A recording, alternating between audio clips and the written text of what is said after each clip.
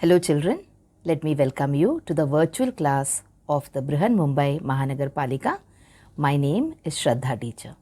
Children, we are in the middle of this COVID-19 pandemic and because of that we are not able to go to school, but that doesn't mean we are going to stop learning.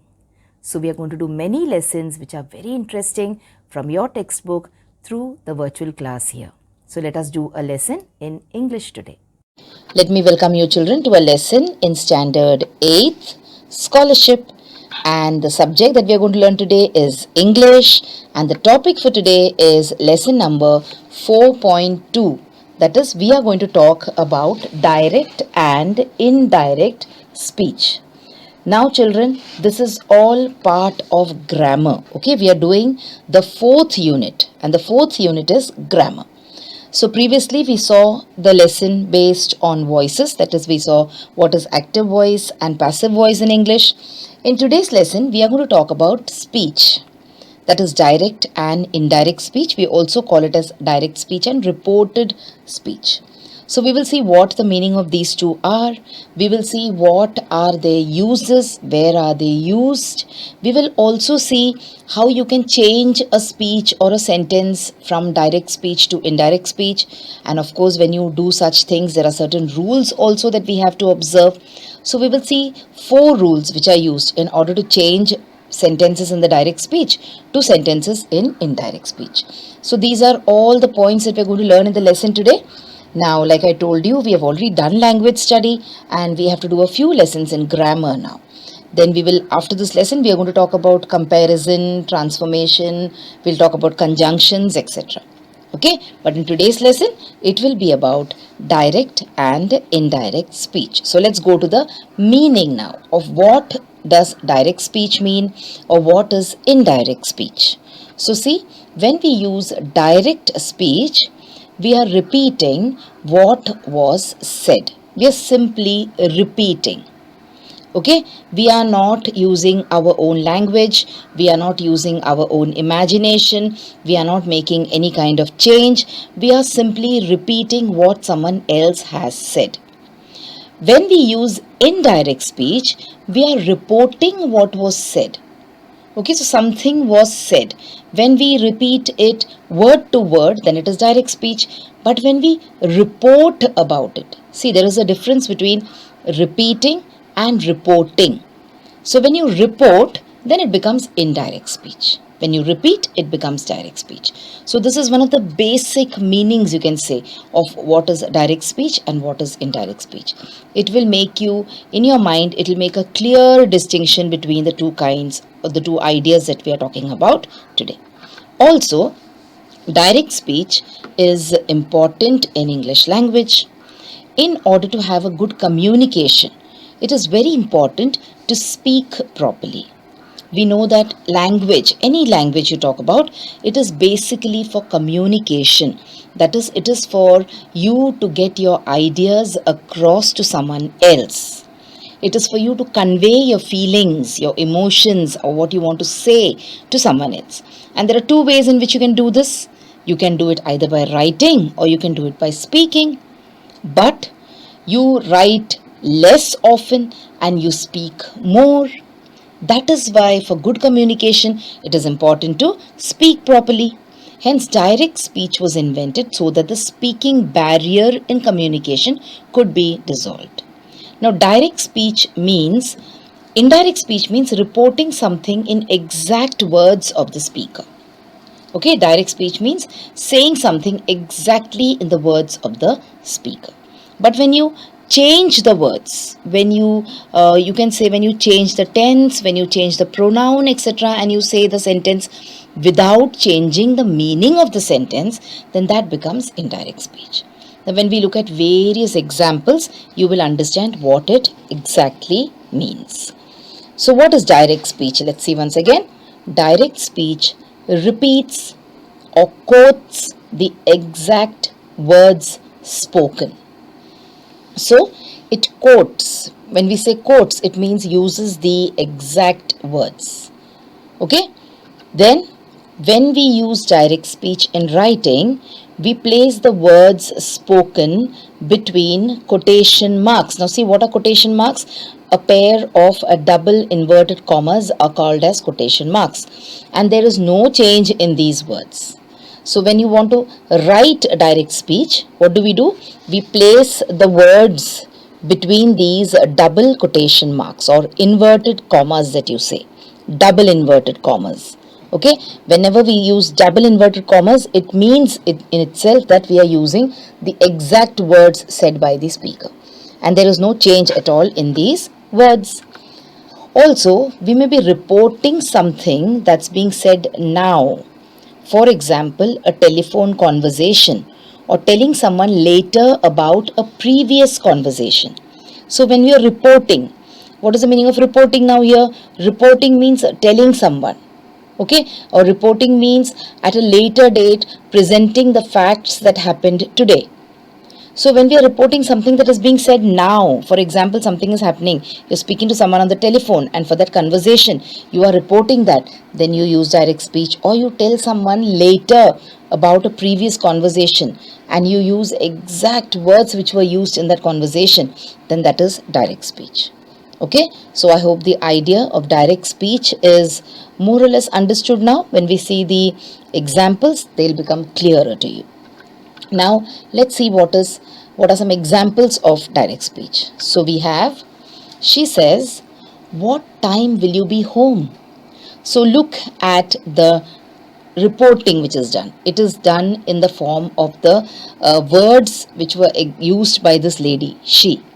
Okay, so she says, what time will you come home, or what time will you be home? Can you see the double inverted commas there? So this is exactly what she said. What time will you be home? So that is an example of direct speech. One more example. She said, what time will you be home? And I said, I don't know. So see, again, this is an example of direct speech. You are saying the question also just in the way she asked, and you are giving the reply also that you are given just in the way you have replied. Alright, then we have, there's a fly in my soup, screamed Simone. Okay, so this is what Simone actually said when she saw a fly in her soup. She said, there's a fly in my soup. Alright, she was in a very, you can say, state of shock when she saw a fly in her soup. And finally, John said, there's an elephant outside the window. So this is exactly what John said. He said, inverted commas, there's an elephant inside the window, inverted commas closed. So these sentences are all examples of sentences in direct speech. Let's take a look at indirect speech now. So what is indirect speech? Reported speech also it is called. Okay, indirect speech is also called as reported speech. Reported or indirect speech is usually used to talk about the past. So we normally change the tense of the words spoken. So you're reporting something, you will report something after something has happened, isn't it? At a later date you might report something. So reported speech or indirect speech is used when you want to talk about the past, when you want to tell someone about something which has happened in the past. So what do? We normally change the tense of the words. Alright, then let's see. We use reporting verbs like say, tell, ask, and we may also use the word that to introduce the reported words. So we make use of these kind of verbs. We say say, you don't say always, you say different tenses. For example, you can say said, you can say says, okay, tell you can say told, ask you can say asked, and also we may use words like that to introduce the concept. Okay, and inverted commas are not used in indirect speech. In direct speech, we make use of inverted commas, but in indirect speech, we never ever make use of inverted commas. Alright, okay, this is what indirect speech means. Let's take a look at some examples now. So you have, he said that he would definitely buy it. Now can you see the difference? In direct speech, what would you have said? In direct speech, you would have said, he said, and then you would have put a comma there. You would have opened an inverted bracket and you would have said, I will definitely buy it. And then you would have closed it. Okay, but here you're saying, he said that he would definitely buy it. Now, why is that put into the bracket? It is put into the bracket because even if you don't say that over here, your sentence will not be grammatically wrong. So you can also say, he said he would definitely buy it without it being a wrong. Okay, and of course you can always say, he said that he would definitely buy it. That is also correct. Alright, so this is one example of indirect speech. Let's see one more. Shayla told me that I had to come back in the afternoon. Then you have, the council said that they will try and clear the rubbish. Then you have, she told me that she was feeling unwell. So how will you change this? Shayla told me that I had come back in the afternoon. The council said that they will try and clear the rubbish. So how will you put this into direct speech? This sentence, for example, you can say the council said, inverted commas you will open, what they will say for they will say we will try and clear the rubbish. But when you're reporting, you are saying that the council said that they will try and clear the rubbish, because you're not going to do it, the council is going to do it. Okay, if you say she told me that she was feeling unwell in direct speech, how will you say, she told me I am feeling unwell. So see the was, okay, it was am which became was, and she is actually I in direct speech. Alright, this must again be leading to some confusion, but when we look at the rules and we see actually how we are turning the sentences in direct speech into indirect speech, you will understand. Okay, so come on, let's move on and let's see some rules for changing direct speech to indirect speech. So you have, remove all the inverted commas and quotation marks. Okay, but see, these rules are not to be taken in totality. Don't just say, okay, I have to remove all the inverted commas and quotation marks. So come on, just let me write the next sentence, the answer, without the inverted comma and quotation marks. No, there are certain other changes also which have to be done. But if the sentence is an indirect speech, then there will be no inverted commas, no quotation marks. Okay, always end the sentence with a full stop. Indirect speech, you will end the sentence with a full stop. Then the tenses of the verbs inside the quotation marks or commas should be changed. Like I said, if it is, it will become was. So the tenses of the verbs will change. Then, for example, let's see, you have this pair of sentence.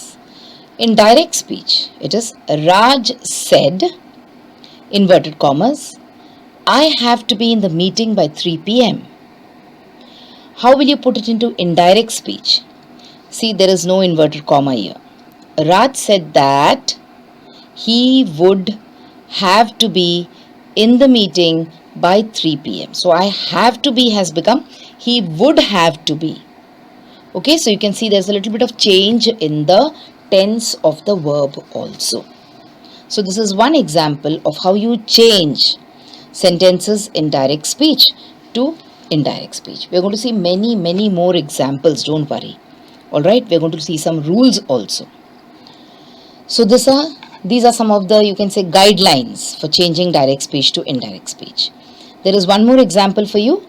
Mani said, I met Selena yesterday. In indirect speech, it will become, Mani said that she had met Selena yesterday.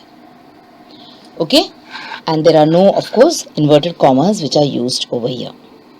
So this is a guideline for you about how you will change sentences which are in direct speech to indirect speech. Now let's do one thing. Let us take a look at some more clues. When the verbs inside the comma and quotation mark express universal truth, we usually do not change its tense. Okay, for example, if you say, he said, all people have equal rights. Okay, now this all people have equal rights, it's a universal truth. They had it yesterday, they will have it today, and they're going to have it tomorrow. So how will you put it in indirect speech? You will say, he said that all people have equal rights. Now here again, what have you done? I have forgotten to put in the full stop, so let us put the full stop here now. Okay, so this is what we have done. He said that all people have equal rights. So the people have equal rights remains the same, whether it is in direct speech or whether it is indirect speech. Why? Because it is a universal truth. Alright, coming on, moving on, let's see. Now pronouns also, when we are changing from direct speech to indirect speech, the pronouns also should be used properly or appropriately, as you say. So how will you use the pronouns appropriately? See here, this example. In direct speech, you say, he says, I will come. And in indirect speech, he says that he will come. So see, the I has become he because you're talking about someone else. In direct speech, he was talking about himself. But when you're reporting, you're speaking about someone else. So you cannot say, he says that I will come. You say, he says that he will come. Okay, so these are certain guidelines for changing direct speech into indirect speech. In short, let us see the rules in another way so it will be better for you to understand it. We have 4 rules. The 4 rules for reported speech in English are: reported speech rule number 1, how you change the pronouns. So this rule is with regards to changing the pronouns. So let's see. If the speaker uses a pronoun that does not work if reported by you, it needs to change. Simple. Like for example, in the previous one, you have to change the I to he. Okay, so if a speaker is using a pronoun and if you're reporting it and this pronoun will not be proper, then this pronoun has to change. It has to be replaced. Okay, let's see some examples. I don't like homework, he said. He's talking about himself. He's saying, I don't like homework. So you're changing it into reported speech. You're saying, he said that he didn't like homework. You see, the first he remains the same, but the other he changes to he didn't like homework. So the I changes to E. And of course, the tense also has changed, but we will talk about it when we talk about tenses. Okay, let's see one more example. My mum told me to study, she said. She said that her mum told her to study.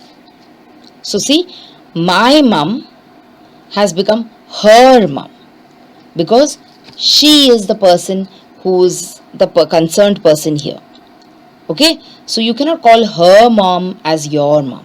So you cannot say, she said that my mom told her to study. So we will have to say that she said that her mom told her to study. Why will my mom go and tell her to study? Okay, so this is what is the rule as far as changing pronouns is concerned. You have to be very careful and you have to think also so that you do not make any mistake. All right, come on, let's move on and let's go to reported speech rule number 2. This is for changing locations or for changing places. Okay, so now what changes will come up as far as location is concerned? A change of place between when the conversation was held and when it was reported means that the place words needs to change. The words denoting place needs to change. Okay, now for example, you're talking from here about something which has happened there. So see, the names of the words that you use or the words that you use for places have to change. Otherwise, the meaning of the sentence will itself undergo a change. Alright, so let's see some examples you will understand better. See, if I say, I don't like it here, he said. What did he say? I don't like it here. So this is the place word, here. When you change it, what does it become? If it is reported from some other place, if you're talking about that person who has gone to some place, maybe a friend of yours, he used to live in Mumbai, but now he's gone to some other place and he's telling you from that place. So then if it is reported from somewhere else, what will you say?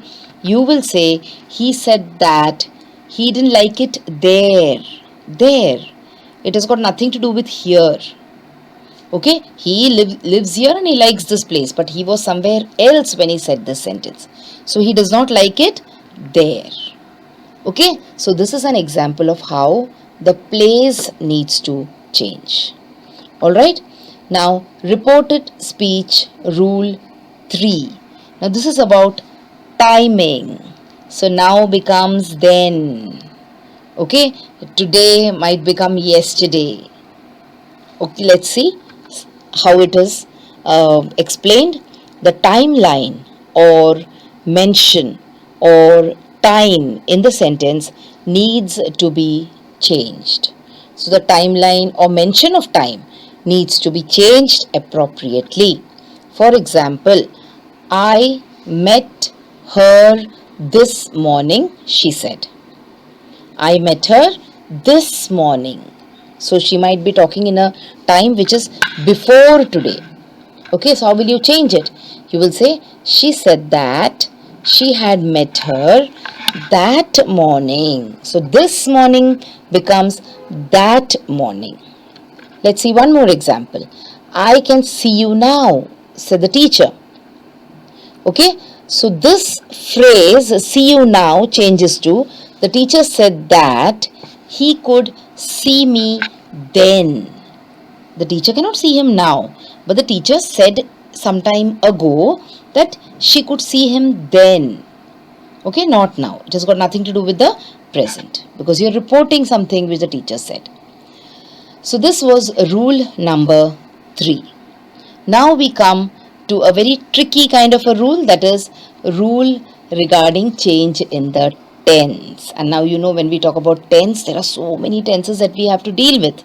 So we will take a look at each one with a little example. Often you will need to change the tense from the direct speech.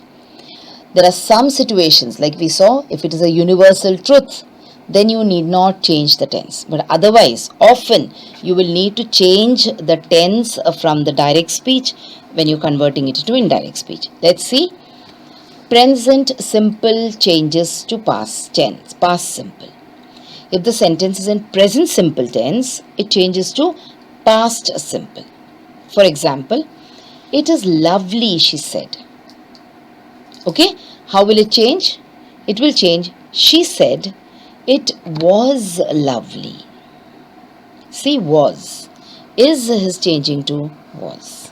So, present simple tense changes to past simple tense. Then, present continuous tense changes to past continuous tense. I am studying, she said. This would change to, she said that she was studying. So she's not studying anymore now. She was studying. Okay, moving on. Present perfect changes to past perfect. I have finished, she said.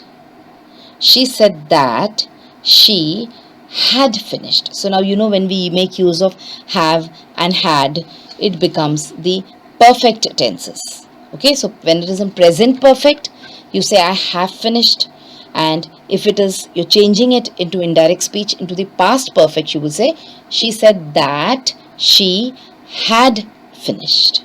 Okay, finally, present perfect continuous tense changes to past perfect continuous tense. I've been cooking, she said. It will change to she said that she had been cooking. So present perfect and present perfect continuous. There is a little difference in this. It is when you use the ing form of the verb. Okay, so all this you can see on your screen right now is regarding how the present tense in various forms, whether it is a present simple, present continuous, present perfect or present perfect continuous, how it will undergo a change. Okay, now let's move on and let's look at the next tense, that is the past tense. So how does the past tense change? Past simple changes to past perfect. I saw Jim at work, she said. She said that she had seen Jim at work. So see, past simple changes to past perfect because we made use of the word had here. I saw Jim, she had seen Jim. Alright, then past perfect sometimes doesn't change. I had already missed the bus, she said. It will change to she said that she had already missed the bus. Why it will not change? Because the reported speech itself tells you about the past. Okay, so the past perfect tense, it was had already missed. It will remain had already missed. It will not change. Past perfect continuous also doesn't change. Why? Because again you're speaking about the past. I had been waiting for 10 minutes, she said. She said that she had been waiting for 10 minutes. Why? The tense is already in the past tense. So when you change it again to reported speech, it will not undergo any kind of change. So this was about the past tense. Now we come to the will form, that is when you talk about the future, what will you say? Will changes to would. I will see you later, she said. It will change to she said that she would see me later. So will change to would. Both of them are talking about the future, but there will be a slight difference in this manner. Can changes to could. I can help, she said. So it will become she said that she could help. So can changes to could. Just like will changes to would, can changes to could. Now remember children, when you say W-O-U-L-D, C-O-U-L-D, I've often heard people saying would and could, but it is not. Okay, the L here in this case is silent. So what do you say? You say would, you say could. I can help, she could help. I will see you, she would see me. But see, the pronoun has changed. Okay, must changes had to. Must changes to had to. I must go. She said that she had to go. Okay, so must will change to had to. I've tried to cover as many points here as possible.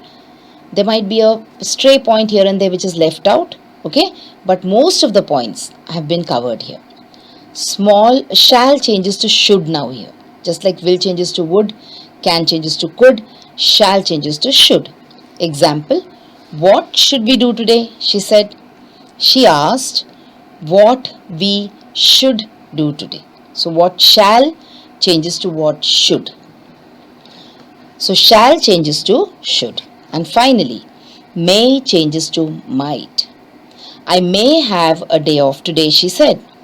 She said that she might have a day off that day. Not today, that day. Okay, children. So this was about how the tense changes. So these are the 4 rules. Okay, rules regarding tense which we saw just now. You will have to change the tense many a times. Okay, and then we talked about changing the timing. So see, this will change to that, and now will change to then, etc. Then we talked about rule number 2, which was about changing locations. Here will change to there.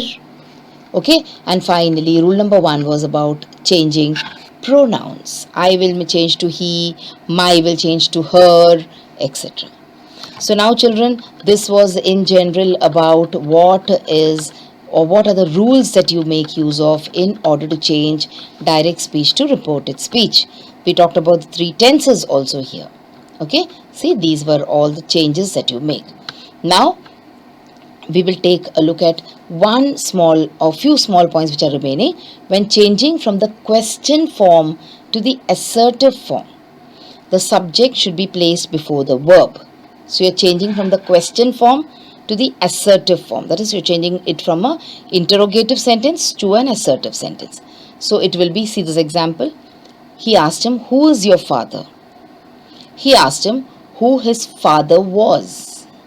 So the is father becomes father was. Alright. Do you speak English? He asked me if I spoke English. Okay. So this is one more small thing which you have to keep in mind. Then now we will take a look at the paper patterns. So we have 4 patterns here, children, for us to do. But now since this video has already become an half an hour video, what we'll do, we'll cut it short here. Alright, and we will take up the paper pattern or the question patterns and the examples at a later date. Alright, so what will you do for now? You will watch the video carefully and you will also try and answer some questions which I'm going to set for you towards the end of this lesson. So children, now you have watched the video. So after you watch the video now, you will have to complete a few simple tasks. Now you might have watched the video on your computers or your laptops or your mobile phones. Now after you watch the video, what will you do? You will please go to the description box which is given below the video. So what is the description box? See, the description box looks like this. Alright, and after you go to the description box, you will see that there are a few questions there. Now what are these questions about? These questions are about the lesson that we just learned or the video that you just watched. So what will you do? You will think back properly about the lesson and you will try and answer these questions. And note down the answers in your notebook if you want. Okay? After that, we have another task waiting.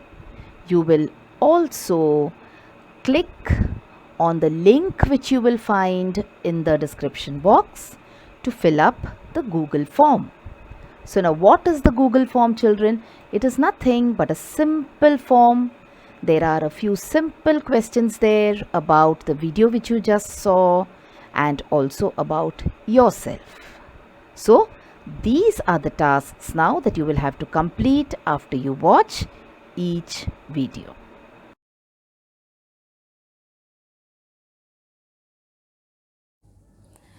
So children, wasn't that a very interesting lesson? I'm sure you learned a lot of new things in this lesson.